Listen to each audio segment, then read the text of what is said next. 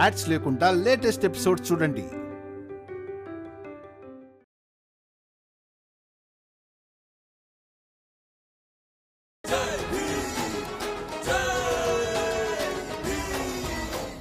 నిన్న మిమ్మల్ని వాళ్ళు తీసుకొచ్చారు, అందుకే నేనే స్వయంగా మిమ్మల్ని తీసుకొచ్చి ఇక్కడ ఏం తమాషా చేస్తున్నారో చూపించాలనుకున్నాను.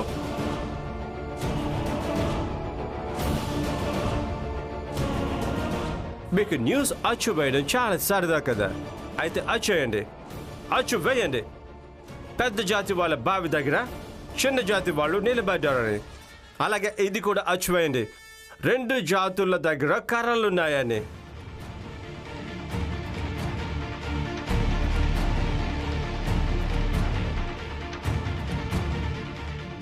ఇక ఈ ఏరియా నా అండర్లోకి వస్తుంది, అందుకే నేను ఇన్స్పెక్టర్ని తీసుకొచ్చాను. వద్దు డేవిడ్ సార్, ఈ ఇన్స్పెక్టర్ ఇక్కడే ఉండాలి, కానీ ఏమీ చెయ్యకూడదు. ఎందుకంటే ఈ సమస్య ప్రభుత్వపరమైంది కాదు, ఇప్పుడు సామాజికమైంది. ఇక ఈ సామాజిక సమస్యను మేమే స్వయంగా పరిష్కరించుకుంటాం. ఇక ఇప్పుడు నేను మీ 2 ఇరుపక్షాలకు ఒక్కటే చెప్పాలనుకుంటున్నాను, ఇక్కడ ఎవరూ కర్రలు ఎత్తడానికి వీల్లేదు. మీ స్థానాల్లో ఎలా ఉన్నారో అలాగే నిశ్శబ్దంగా నిలబడి ఉండండి. దీంతో మాకు ఎలాంటి ఇబ్బంది లేదు. కానీ మాకు ఇబ్బంది అవుతుంది కదా. ఒకవేళ మేము ఎలా ఉన్నామో అలాగే నిలబడి ఉంటే అప్పుడు వీళ్లకు ఎలాంటి ఇబ్బంది ఉండదు. ఎందుకంటే వీళ్ళ దగ్గర మమ్మల్ని ఇబ్బంది పెట్టడం తప్ప వేరే పనంటూ ఏం ఉండదు. కానీ మాకు నీళ్లు కావాలి. మాకు ఎప్పటి నుంచో దాహం వేస్తోంది, దాని సంగతి ఏంటి? అది నువ్వు చూసుకోవాలి కదా, నువ్వే చూసుకో. బొంబాయిలో మీ జాతి వాళ్ళ బావులు ఎన్నో ఉండొచ్చు, అక్కడికే ఎందుకు వెళ్ళడం లేదు?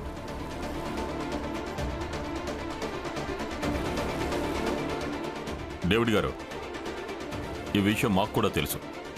కానీ నా కొడుకు ప్రశ్న ఏంటంటే, మేం ప్రతిసారి అన్ని పరిస్థితుల్లోనూ మీరు మాకేం చెప్తారో, మీరే దారిని చూపిస్తారో అదే దారిలో నడవాలని. మీరు చూపించిన దారిలో మేము నడవలేము. ఒకవేళ ఈరోజు మీరు ఎన్నిక చేసిన దారిలో నడిచామనుకోండి డేవిడ్ సార్, రాబోయే మా తరాలన్నీ దారి తప్పిపోతాయి.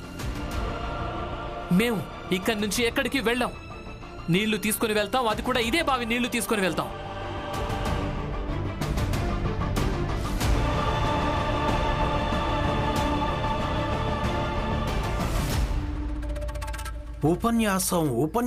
ఉపన్యాసం ఇంకేం లేదు భీమరావు. అసలు నాకేం అర్థం కావటం లేదు. వీళ్లకున్న దాహం ఏం దాహం అది?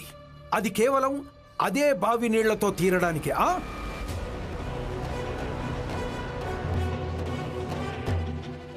చెప్పు, అసలు నీకున్నది ఏం దాహం? అది కేవలం ఇదే బావి నీటితో తీరడానికి చెప్పు. దాహమే నరోత్తమ్ జోషి, దాహమే.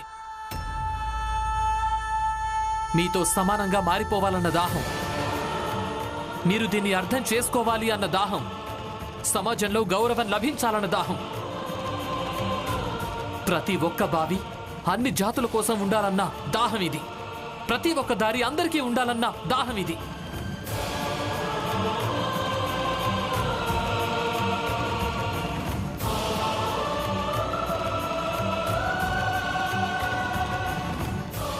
ఇంకెప్పుడు ఏ ఇన్స్పెక్టర్ అయినా కూడా, అలాగే ఏ డేవిడ్ సార్ అయినా కూడా మమ్మల్ని విడిగా చూడకూడదు అన్న దాహం ఇది.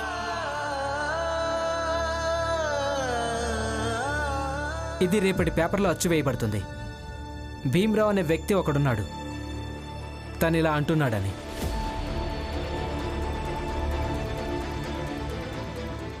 సార్, ఇది కూడా అచ్చేయండి. ఈ బావిలోంచి నీళ్లు తోడుకొనివ్వట్లేదని. అచ్చు వేయాలనుకుంటున్నాను, కానీ అచ్చు వేయలేను. ఎందుకంటే దీనివల్ల అల్లర్లు చెలరేగుతాయి.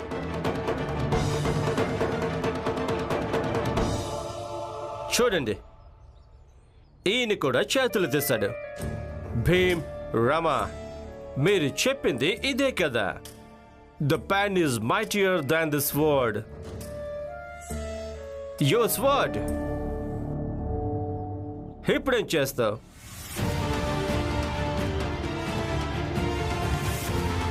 నేనైతే ఇప్పటికీ చెప్తున్నాను, పదండి మన జాతికి చెందిన వేరే బావి దగ్గర నీళ్ళు తెచ్చుకుందాం.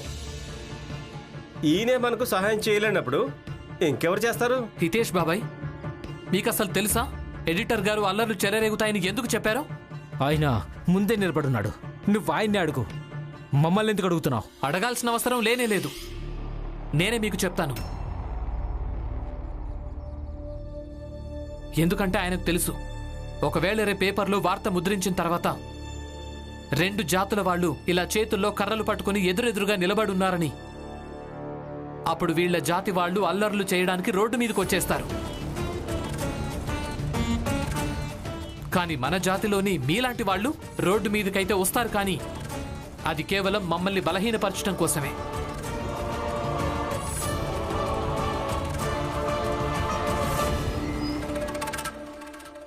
కానీ ఇలాంటి ఒక రోజు తప్పకుండా వస్తుంది. ఆ రోజు నమ్మకం కలుగుతుంది. 2 జాతుల వాళ్ళు ఒకేలాగా, ఒకే సమానంగా, ఒకే స్థాయిలో, ఒకే బలంతో పాటు పోరాడగలుగుతారు. ఆ రోజు ఏ పేపర్ సబ్ ఎడిటర్ కూడా ఆ వార్త అచ్చువేయడానికి భయపడడు.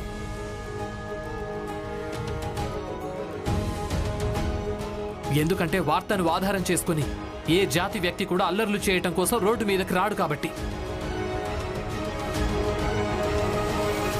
ఎడిటర్ గారు, మీకు ఈ తమాషా చూడాలనుంటే మీరు చూడండి, లేదంటే వెళ్ళిపోండి.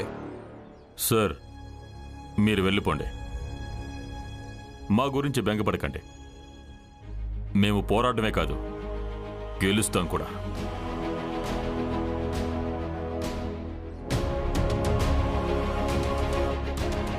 మీరు వెళ్ళండి సార్.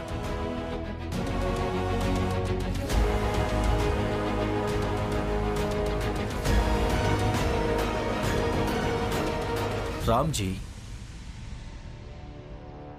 మీరందరూ పోరాడతారు, అలాగే దెబ్బలు తింటారు.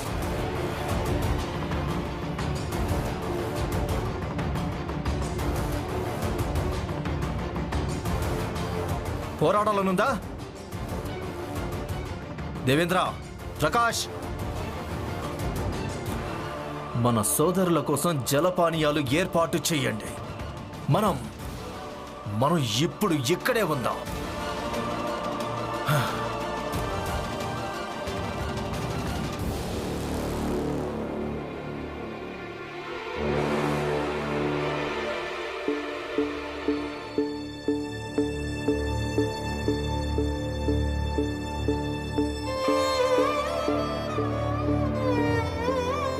ఆనంద్, నువ్వు బాగానే ఉన్నావా? అవునత్తయ్య, నేను బానే ఉన్నాను. భీమ్ ఇంతవరకు రాలేదు. ఎప్పుడొస్తాడో ఏమో. ఆనంద్, నువ్వు నిజంగానే బాగున్నావు కదా? అవునత్తయ్య, నేను పూర్తిగా బానే ఉన్నాను. నేను అస్సలు బాగోలేను, కానీ అందరూ ఆందోళనలో ఉన్నారు. ఇక నేను అందరికీ ఆందోళన కలిగించాలనుకోవడం లేదు. ఏమైంది లక్ష్మి? నీళ్ళేవి? దొరకలేదు పిన్ని, ఎక్కడా దొరకలేదు. మన జాతి వాళ్ళెవ్వరూ ఇవ్వడం లేదు. అలాగే పెద్ద జాతి వాళ్ళు కూడా. ప్రభుత్వం అందరినీ భయపెట్టింది. ఒకవేళ ఎవరైనా మనకు సహాయం చేస్తే ప్రభుత్వం వాళ్ళ మీద కఠిన చర్యలు తీసుకుంటుందని. లక్ష్మి, ఏం పర్వాలేదు, నేను పూర్తిగా బానే ఉన్నాను. ఎలాగో ఇక్కడ అందరూ నీళ్లు లేకుండానే ఉంటున్నారు, అలాగే నేను ఉంటాను. నాకేమీ కాదు. నేను పూర్తిగా బానే ఉన్నాను. మీరు బానే ఉన్నారా? ఏమవుతోంది ఆనంద్? మీకేమైంది? ఏమవుతుంది బాబు?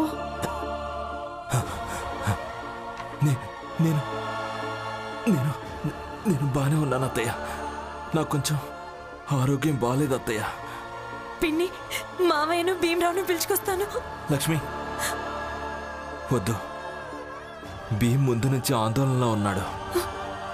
ఇక నువ్వు ఇప్పుడు వెళ్ళి నా గురించి చెప్పావంటే వాడు ఇంకా ఆందోళన పడతాడు. నాకిష్టం లేదు నా కారణంగా ఆందోళన పడ్డాం. అందుకే నువ్వు వెళ్ళడానికి వీలేదు, సరేనా?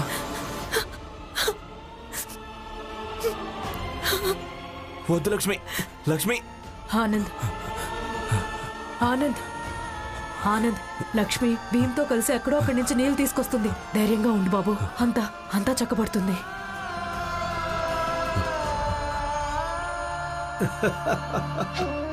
సాహెబ్ గారు, ఇది మా సంస్కృతి. మేమంతా ఇలా కలిసిమెలిసి ఒకే చోట కూర్చుని తింటాం. అరే, మీరు ఈ రుచికరమైన భోజనాన్ని ఆస్వాదించండి.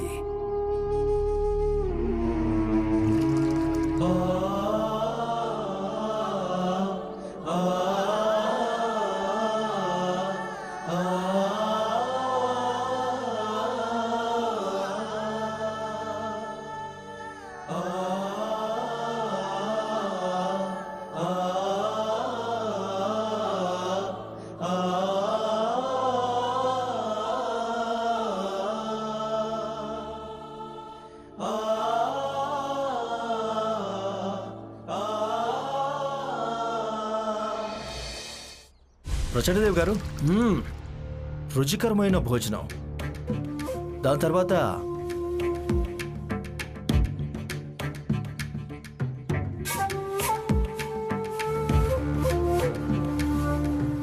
ఈ చల్లటి నీళ్లు.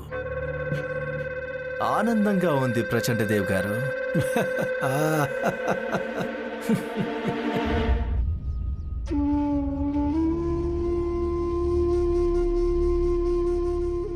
ప్రచండదేవ్ గారు, ఇలాంటి సంస్కృతి గురించి డేవిడ్ గారికి చెప్తుంటే మీకు సిగ్గనిపించడం లేదా?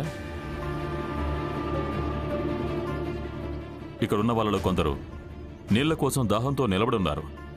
ఇక ఇక్కడే ఉన్న మరికొందరు కేవలం మమ్మల్ని వెక్కిరించడం కోసం బావికి ఎదురుగా కూర్చొని అల్పాహారం చేస్తున్నారు. రామ్జీ, అందుకే ఎంత రుచిగా ఉంది.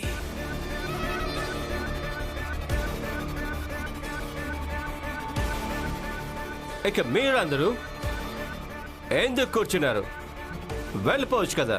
వెళ్ళండి, వెళ్ళిపోండి. భీమ్రావ్,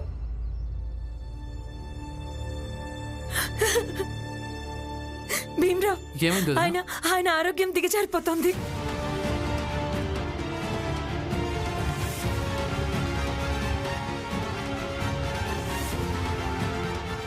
త్వరగా పదండి. చూడండి, విన్నారా? ఈ పిరికి వాడికి పారిపోవడానికి సాకు దొరికింది. ఎప్పుడు ఇలాగే చేస్తాడు. మీరే చూడండి, ఇక్కడ నిలబడి మేము తినడం తాగడం కూడా చూడలేకపోతున్నాడు. కానీ ఏం చేస్తాడు? లేని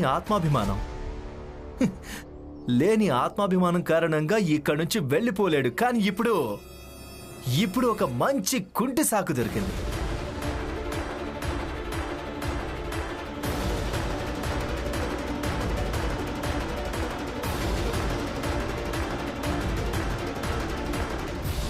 భీమరావు, ఇంకా ఎందుకు నిలబడ్డావు? వెంటనే పారిపో, పారిపో, పారిపో, పారిపో. కానీ పారిపోయి ఎక్కడికి వెళ్తాడు? అసలు నీళ్లు లేకుండా ఇంటికి వెళ్తే ఏం ప్రయోజనం? ఆనంద్కు నీళ్లు అవసరం కదా, మందులు వేసుకోవడానికి. ఎస్, ఇది కూడా సమస్యే. కానీ ఒకవేళ నువ్వు నాకు రాతపూర్వకంగా ఇలా ఇచ్చేస్తే నువ్వు నా దగ్గర ఉద్యోగం చేయడానికి రెడీగా ఉన్నావని, అప్పుడు నేనందరికీ నీళ్ళు ఇవ్వడం గురించి ఆలోచించగలుగుతాను.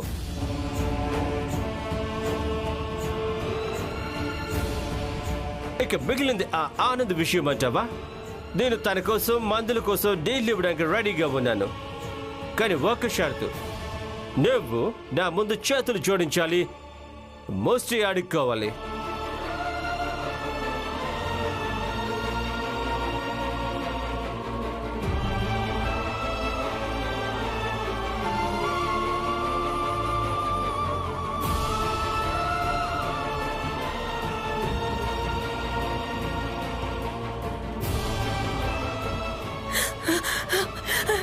నేను మీ ముందు చేతులు జోడిస్తున్నాను. నాకు కాసిని నీళ్ళు ఇప్పించండి. మందులు వేసుకోవడానికి సరిపడా నీళ్ళు ఇవ్వండి.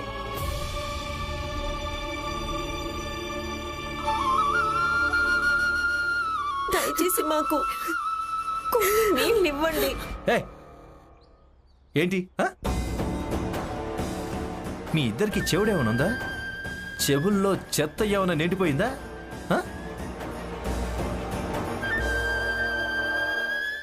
వేడుకోవాలి. భీమరావు, వేడుకోవడం నీకు చాలా బాగా వచ్చు కదా, ఇంకేం వేడుకో.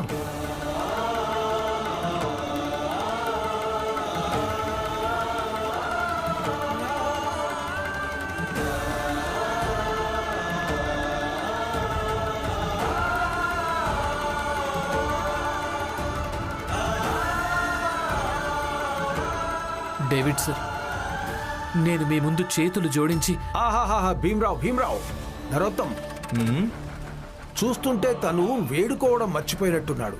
మళ్ళీ నేర్చుకోవాల్సి ఉందంటావా? అలా కాదు, నీ మోకాళ్ళ మీద కూర్చో, అలాగే చేతులు జోడించి వేడుకో.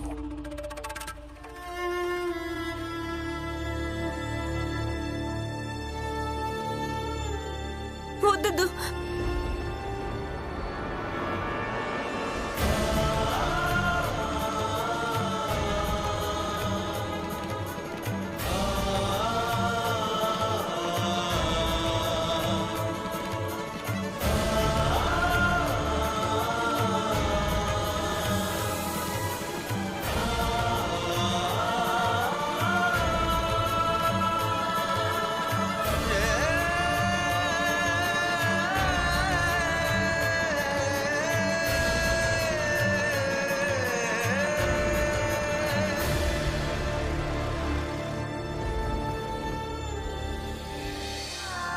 డేవిడ్ సార్, నేను మీ ఎదురుగా చేతులు జోడించి వేడుకుంటున్నాను. మా ఆనంద్ అన్నయ్య మందులేసుకోవాలి. మందులేసుకోవడానికి సరిపడా నీళ్ళు ఇవ్వండి. లేదంటే కేవలం ఒక్క గ్లాస్ నిండా నీళ్ళైనా ఇవ్వండి ప్లీజ్. బాగుంది Prashant Dev. Let me make it little easy for him.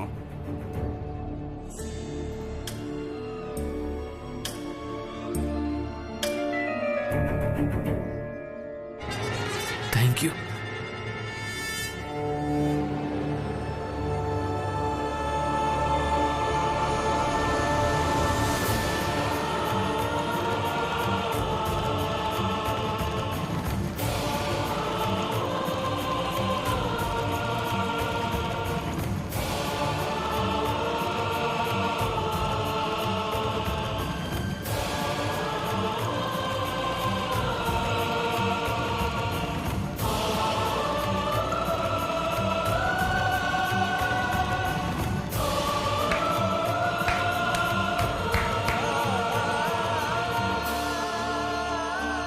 అత్తయ్య, నాకు చాలా వేడిగా అనిపిస్తుంది. అందుకే నేను కొంచెం విశ్రాంతి తీసుకోవడానికి పైకి వెళ్తున్నాను. మీరు కంగారు పడకండి, నేను బానే ఉన్నాను. సరేనా? జాగ్రత్తగా వెళ్ళు.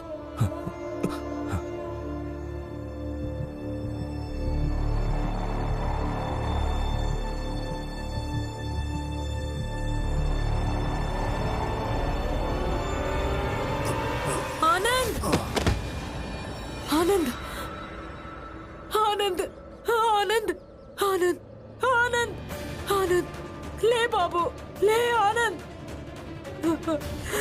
ఎవరైనా ఉన్నారా? ఎవరైనా ఉన్నారా? ఆనంద్,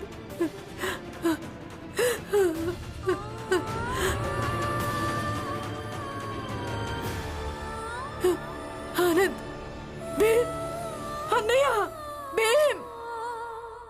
ఒక్కసారి వేడుకోవడం వల్ల తృప్తి కలగలేదు. I didn't have enough motivation. ఒక 10-20 సార్లు వేడుకుంటే నేను కొంచెం ఆలోచించగలను.